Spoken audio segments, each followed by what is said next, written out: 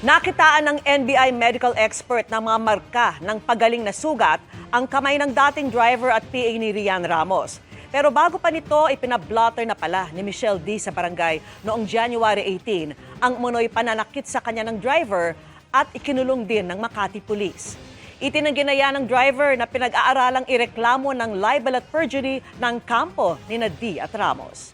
Nakatutok si John Consulta. Sa muling pagbalik ni alias Totoy sa NBI Homicide Division, pina-examine ng mga investigador ang kanyang mga kamay. Kasunod yan ang kanyang salaysay na kumapit siya sa tali sa isang gondola nang tumalon ng 14 na palapag mula 39th floor hanggang 25th floor ng condominium building nila Michelle D. at Rian Ramos. Yan daw ay para tumakas matapos daw marinig na tatapusin na umano siya matapos umanong bugbugin ng mga bodyguard nila D. at Ramos. Sa eksaminasyon ng mga medical expert ng NBI, may nakita silang mga pagaling ng mga marka sa kamay ni alias Totoy. In the medical examination conducted by our doctors, may nakita talaga sila na mga healed mark doon sa kamay ni alias Totoy. The reason for this is for us to be able to know kung yung healed marks may be compatible to a potential wound or marks incurred by a victim na napatali ay napahawak doon sa tali. Ang pagtalo ni Totoy, binanggit din ni D sa inihain niyang blotter sa barangay. Base sa blotter, nangyari raw yan nung nasa Iloilo siya. Nakauwi lang daw si Michelle nung alas 3 sa madaling araw ng January 18.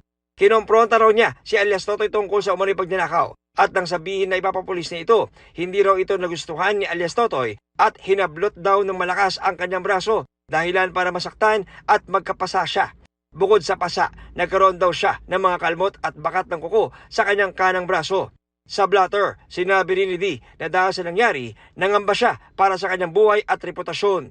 Hindi raw siya sigurado sa kung anong kayang gawin ni alias Totoy lalo't nagkaroon ito ng access sa kanyang bahay. Naniniwala raw siyang banta sa kanyang buhay at pamilya si alias Totoy.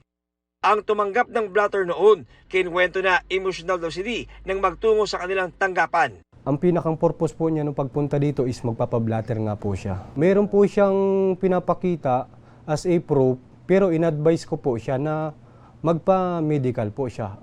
Pero giit ni alias Totoy, hindi totoong sinaktan niya si D.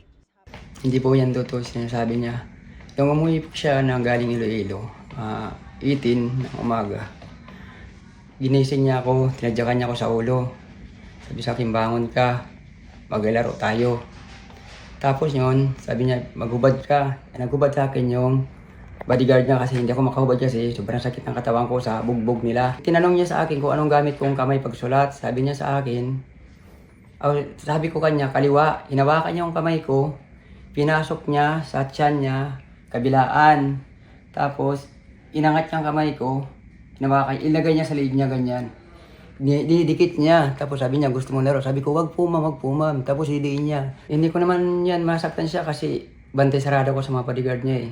Inaantay pa ng NBI ang resulta ng medical certificate ni alias Totoy na ginawa nang lumapit siya sa NBI. Hawak na ng NBI investigating team ang litrato ng mga bodyguard at tauhan ni D na umano'y sangkot sa insidente.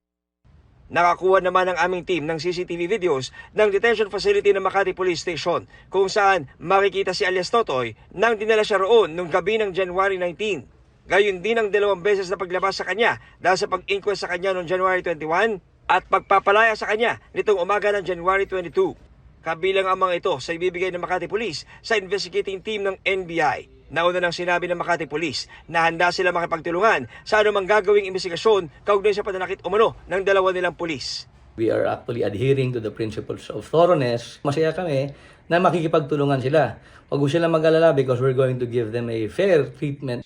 Para sa GMA Integrated News, John Consulta, nakatutok 24 oras.